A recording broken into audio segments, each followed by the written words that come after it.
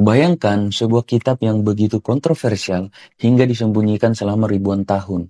Sebuah teks yang mengungkap rahasia para malaikat jatuh, rahasia langit, dan bahkan asal-usul kejahatan di dunia. Nah, kitab ini dikenal sebagai kitab Henokh. Namun, mengapa kitab ini tidak dimasukkan dalam Alkitab resmi? Apa yang membuatnya begitu berbahaya hingga dilarang oleh gereja selama berabad-abad? Dalam video ini, kita akan mengungkap kekuatan tersembunyi dari kitab Henokh ini, menggali isinya, kontroversi yang melingkupinya, dan kebenaran mengejutkan di balik teks kuno ini. Nah, apakah ini hanya legenda atau ada fakta mengejutkan yang selama ini tersembunyi dari kita?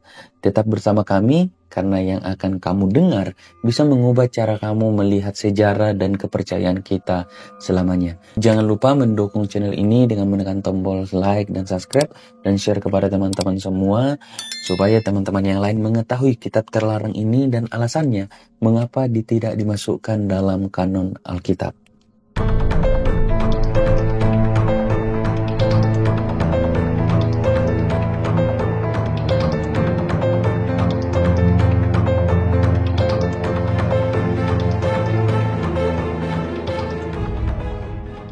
Pertama, mari kita mulai dengan sebuah fakta yang mengejutkan ya. Kitab Henokh sebenarnya disebut dalam Alkitab, tepatnya dalam surat Yudas pasal 1 ayat 14 dan 15. Dan ayat ini mengutip nubuat Henokh tentang penghakiman atas orang-orang fasik. Sebuah pernyataan yang tampaknya memberikan legitimasi pada kebenaran dan pentingnya kitab Henokh ini. Namun, yang menjadi tanda tanya besar adalah mengapa kitab ini tidak dimasukkan ke dalam kanon Alkitab resmi. Faktanya, kitab Henokh termasuk dalam kelompok tulisan apokrifa, yaitu kitab-kitab yang tidak diakui dalam Alkitab Ibrani maupun Perjanjian Baru, yang diakui gereja-gereja Kristen arus utama. Nah, salah satu momen yang paling penting yang mempengaruhi keputusan ini adalah Konsili Nisea pada abad keempat yang menjadi titik balik dalam penetapan kanon Alkitab. Dan pada saat itu, para pemimpin gereja menyaring dengan ketat kitab-kitab yang dianggap dapat membingungkan atau bahkan berbahaya bagi iman umat. Alasannya terlalu berbahaya. Tapi, apakah yang membuat kitab Henokh begitu berbahaya? Kitab ini mengandung kisah-kisah yang luar biasa kontroversialnya, seperti detail tentang malaikat jatuh yang dikenal sebagai Waters, yang memberontak terhadap Tuhan dan mengajarkan manusia ilmu pengetahuan terlarang, termasuk sihir, astronomi, dan peperangan. Dan selain itu, kitab ini menjelaskan secara terperinci tentang Nephilim, keturunan antara malaikat-malaikat jatuh dan manusia yang digambarkan sebagai raksasa dengan kekuatan yang luar biasa. Tidak hanya itu juga, kitab Henokh juga memaparkan penglihatannya tentang alam semesta ini, struktur surga, dan siklus penghakiman yang berbeda dari narasi Alkitab pada umumnya. Isi yang sangat mendetail dan terkesan esoteris ini mungkin dianggap sebagai ancaman langsung terhadap ajaran-ajaran gereja yang berusaha disederhanakan oleh para pemimpin Kristen pada waktu itu. Dan menariknya, meskipun ditolak oleh gereja barat, kitab Henokh masih dianggap sebagai kanonik oleh gereja Ortodoks Ethiopia hingga hari ini. Dan ini membuka spekulasi bahwa ada agenda tertentu di balik dilarangnya kitab ini.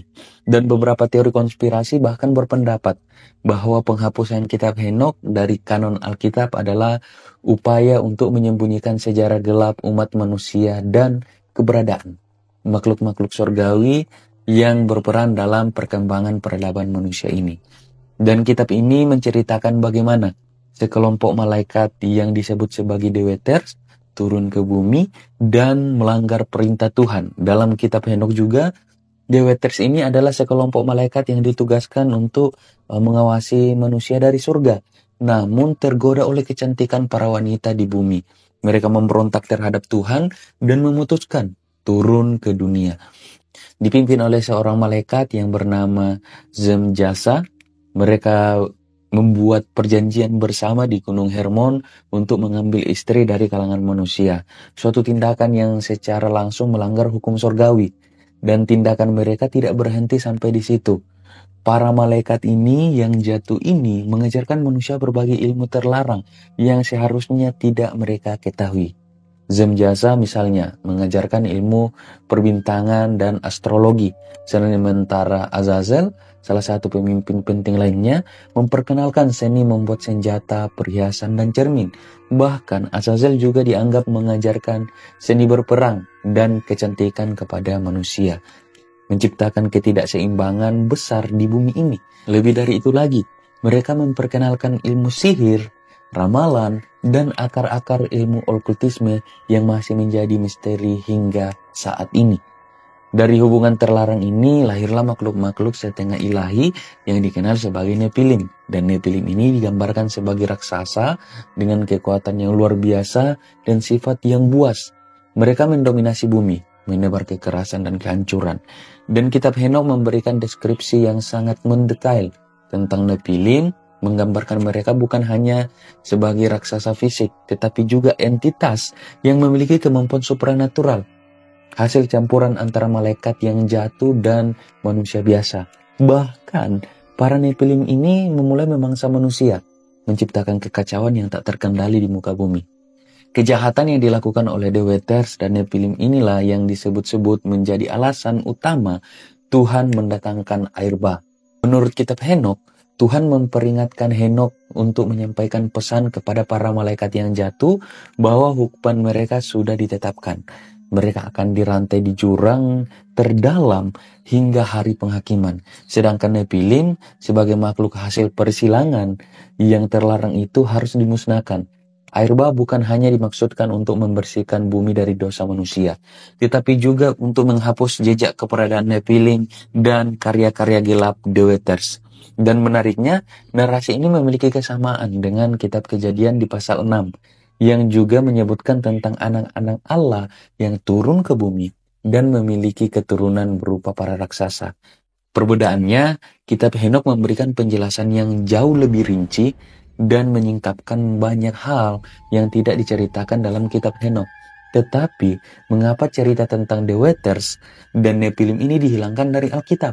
Beberapa teori konspirasi meyakini bahwa informasi ini terlalu berbahaya karena membuka tabir tentang asal-usul peradaban kuno dan keterlibatan makhluk-makhluk surgawi dalam sejarah manusia. Ada spekulasi juga bahwa para pemimpin gereja awal sengaja menyembunyikan informasi ini untuk mencegah umat tergoda oleh doktrin esoteris ini dan praktek-praktek okultisme yang diwariskan oleh The Watchers. Tapi pertanyaannya adalah mengapa kisah ini dianggap begitu berbahaya? Inilah yang memicu munculnya berbagai teori konspirasi yang mencoba mengungkap alasan sebenarnya di balik penghapusan kitab Henokh dari kanon Alkitab. Salah satu teori yang paling populer adalah bahwa isi dari kitab Henokh dapat mengguncang fondasi ajaran tradisional gereja. Dengan kata lain, jika umat Kristen saat itu mengetahui kebenaran yang terkandung dalam kitab ini, bisa jadi mereka mulai mempertanyakan otoritas dan ajaran gereja. Salah satu aspek yang paling kontroversial dari kitab Henokh adalah penggambaran tentang malaikat-malaikat jatuh dan Nephilim ini.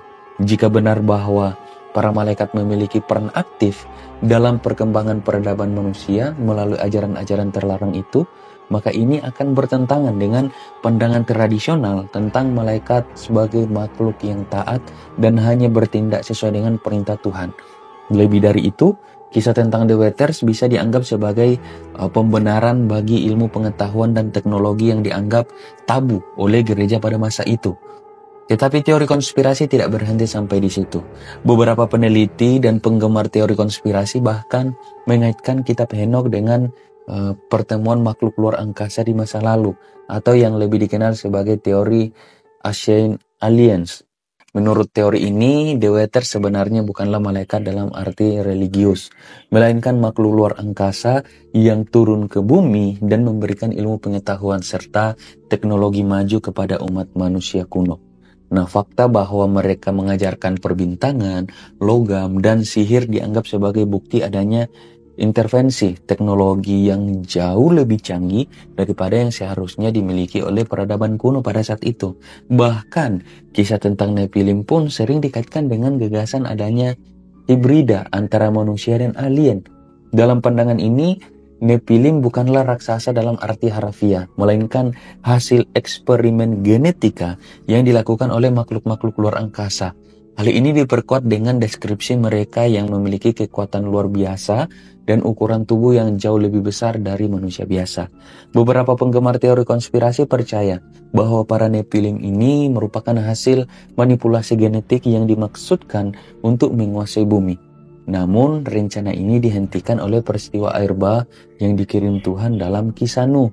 Yang lebih mengejutkannya lagi, ada juga teori yang menyebutkan bahwa informasi dari kitab Henokh sengaja disembunyikan untuk menjaga rahasia tentang masa lalu umat manusia. Konsili Nisea disebut-sebut bukan hanya berfokus pada penetapan doktrin gereja, tetapi juga berfungsi sebagai penjaga rahasia, memastikan bahwa pengetahuan tentang makhluk-makhluk surgawi dan teknologi maju tidak tersebar luas. Dengan kata lain, menghapus kitab Henokh adalah bagian dari konspirasi besar untuk menghapus jejak pertemuan manusia dengan makhluk non-manusia di masa lalu atau entitas lain. Nah, fakta menarik lainnya adalah keberadaan struktur kuno yang sulit diperjelaskan dengan teknologi zaman itu. Piramida di Mesir, Candi Borobudur di Indonesia, hingga situs megalitikum di Baalbek, Lebanon. Semuanya itu menjadi bagian dari argumen para penggemar teori Ancient Aliens yang percaya bahwa bangunan ini dibangun dengan bantuan pengetahuan dari makhluk luar angkasa, yang dalam konteks kitab Henokh mungkin merujuk pada The Watchers ya. Dan tidak hanya itu, kitab ini juga membahas detail tentang struktur alam semesta, penghakiman akhir, dan bahkan identitas Mesias yang akan datang. Dan fakta-fakta ini membuat banyak pihak bertanya-tanya, apakah benar kitab Henokh ini sengaja dihilangkan karena mengandung kebenaran yang terlalu sulit diterima? Atau mungkin ada kekuatan besar yang ingin kita tetap dalam kegelapan? Tidak hanya itu, kitab Henokh juga membahas detail tentang struktur alam semesta, penghakiman akhir, dan bahkan identitas Mesias yang akan datang itu yang saya katakan tadi. Berbeda dengan kitab-kitab lainnya, kitab Henokh menggambarkan alam semesta dengan cara yang luar biasa dan mendetail. Misalnya, Henokh mengklaim telah dibawa oleh malaikat melalui 7 lapisan langit, di mana ia menyaksikan tahta Tuhan, para malaikat yang berdosa, hingga ruang-ruang khusus bagi jiwa-jiwa yang menunggu penghakiman. Deskripsi tentang gerakan matahari, bulan, bintang-bintang dalam kitab Henokh itu begitu rinci. Seolah-olah Henokh memiliki pemahaman astronomi yang jauh melampaui zamannya itu. Yang lebih menakjubkan lagi, kitab Henokh juga memuat nubuat tentang seorang figur Mesias yang akan datang. Dalam salah satu bagiannya, Henokh menyebut sosok yang disebut sebagai anak manusia, seorang penyelamat yang diurapi Tuhan untuk menghakimi makhluk surgawi dan manusia yang jahat. Nah, nubuat ini sangat mirip dengan deskripsi tentang Yesus Kristus dalam Perjanjian Baru, terutama dalam kitab Wahyu. Ini menimbulkan pertanyaan besar, apakah mungkin para penulis Perjanjian Baru mengenal kitab Henokh dan terinspirasi oleh nubuat-nubuatannya juga?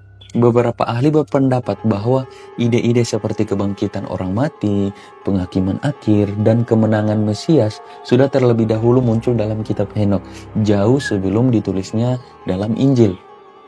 Nah, selain itu, kitab Henokh juga menjelaskan tentang masa depan yang penuh kehancuran sebagai bagian dari penghakiman Tuhan. Dalam visinya, Henokh melihat bencana besar yang akan melanda bumi sebagai hukum atas dosa-dosa manusia dan para malaikat yang jatuh. Tidak hanya air bah, tetapi juga api yang turun dari langit dan gempa bumi dahsyat.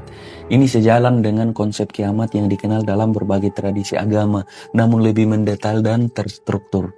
Bagi sebagian kalangan, deskripsi ini terdengar seperti peringatan kuno tentang terjadinya apokaliptik yang mungkin belum sepenuhnya terungkap.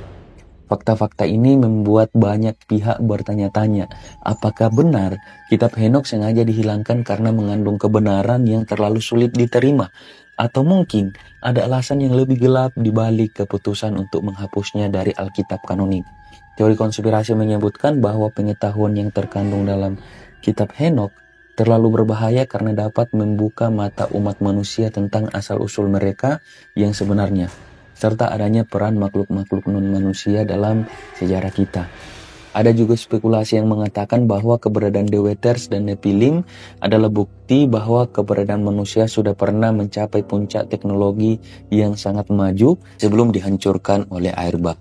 Jika ini benar, maka bukan tidak mungkin bahwa ada kekuatan besar baik dari kalangan religius maupun politik yang sengaja menyembunyikan informasi ini untuk mencegah manusia mengetahui masa lalu yang sebenarnya. Nah, beberapa bahkan percaya bahwa hingga hari ini ada pihak-pihak tertentu yang terus berusaha menyimpan rahasia ini rapat-rapat. Salah satu teori konspirasi yang menarik adalah bahwa kitab Henokh menyimpan kode-kode rahasia tentang akhir zaman. Beberapa peneliti menemukan pola matematis yang mencurigakan dalam susunan ayat-ayatnya yang dianggap sebagai kode yang hanya bisa dipahami oleh mereka yang memiliki kunci tertentu. Ada yang meyakini bahwa kode ini mengungkap waktu pasti dari peristiwa-peristiwa apokaliptik yang akan datang, termasuk kebangkitan para Nephilim dan kembalinya Dewa-Waters. Namun jika semua ini benar, maka muncul pertanyaan yang lebih besar lagi. Apakah mungkin ada kekuatan besar yang ingin kita tetap dalam kegelapan lagi? Kekuatan yang tidak menginginkan manusia mengetahui kebenaran tentang asal-usul mereka, tentang para malaikat surga, dan tentang apa yang sebenarnya terjadi sebelum air bah. Dan bisa jadi keberadaan kitab Henokh yang terlarang bukanlah soal dogma semata, tetapi bagian dari konspirasi besar untuk menjaga umat manusia tetap tidak tahu menahu tentang soal kitab ini. Namun, terlepas dari semua kontroversi ini, kita harus bertanya, apakah kitab Henokh benar-benar mengungkap kebenaran atau hanya sekedar teks apokrifa yang berlebihan? Banyak sarjana percaya bahwa kitab ini sebenarnya adalah alegori, sebuah peringatan moral terhadap penyalahgunaan kekuasaan dan pengetahuan. Sementara yang lain, termasuk beberapa teolog modern, meyakini bahwa ada kebenaran yang terkubur di dalam kitab Henokh ini, sebuah kebenaran tentang sejarah manusia yang telah dimanipulasi dan disembunyikan. Jadi apakah kitab Henokh ini berbahaya? Mungkin bukan kitabnya yang berbahaya, tapi kebenaran yang dikandung dalam kitab tersebut. Kebenaran yang bisa membuka mata kita terhadap masa lalu yang telah terlupakan, dan mungkin juga masa depan yang menanti kita. Jangan lupa like, share, dan subscribe untuk konten menarik lainnya. Tinggalkan pendapat kamu di kolom komentar. Apakah menurut kamu kitab Henokh adalah kebenaran yang tersembunyi atau hanya mitos yang diperbesar? Terima kasih sudah menonton dan sampai jumpa di video berikutnya.